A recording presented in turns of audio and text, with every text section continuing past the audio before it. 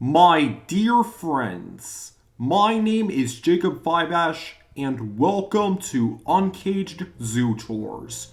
If you are new to the channel and love animals, I recommend and appreciate you hitting the like, subscribe, and bell icons to join me on my tours. Today, we're going back to Canada for our third tour at the Montreal Biodome. So far, we saw the sloth, macaws, and tamarins of the tropical rainforest, and the beavers, raccoons, and Canada lynx in the Laurentian maple forest. Our journey continues with the Gulf of St. Lawrence. This section is themed after a gulf that's off the coast of eastern Canada, right between several of its provinces. We'll learn about some of the lesser known wildlife that inhabits this gulf, including some animals you won't expect to see. Let's dive right in. After visiting the lynx, the first exhibit is home to an Atlantic sturgeon. There's also a small exhibit with northern shrimp. Then there's our first Hudsonian whimbrel. What's a whimbrel? A whimbrel is a tiny bird the size of a crow, and can lay their eggs in the Arctic during the summertime and then migrate south to spend the winter in warmer climates like in South America.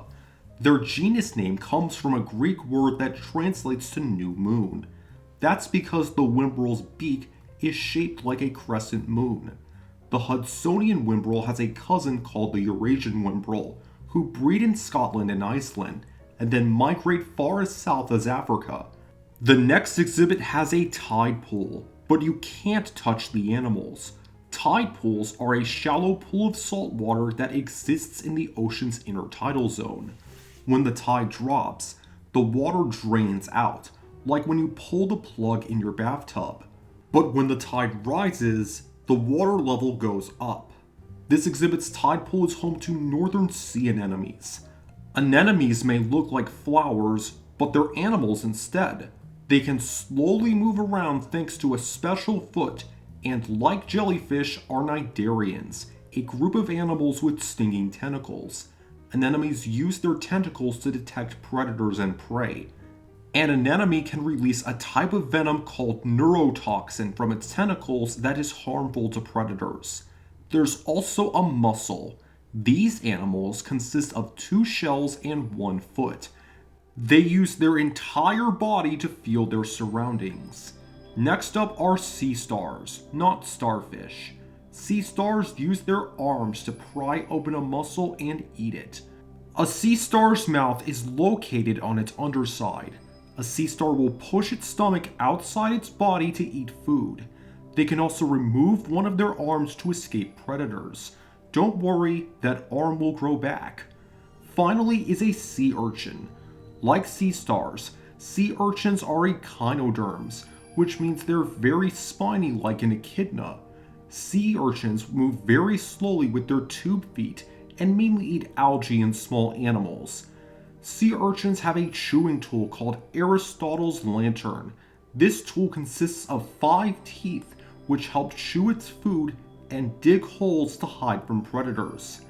When the tide goes down, sea urchins will cover themselves in algae and shells to avoid getting dried up or eaten by predators. The final exhibit contains more birds, like a flock of sea ducks and razorbills. Razorbills can dive up to 330 feet into the water to hunt for prey with their razor-like beak. They can only stay underwater for 20 seconds. Unlike murres, razorbills build their nests on cliffs in hidden areas, like an old rabbit burrow. Finally are some black-legged kittiwakes, a kind of gull. Gulls are around the size of a chicken, but they can eat anything they find on cliffs, the beach, or any neighborhood nearby. Contrary to popular belief, some species of gull only live around fresh water. There are 54 gull species, and gulls can be found on all 7 continents.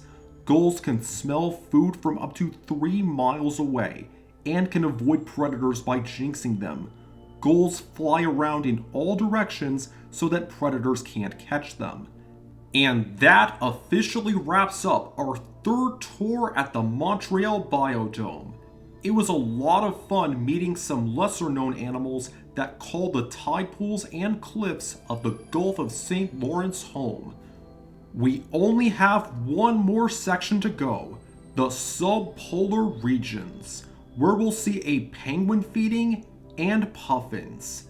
Today's question is, what's the coolest thing you saw at a tide pool? Thank you for watching my videos, and I'll see you next time. You're smart, creative, and kind.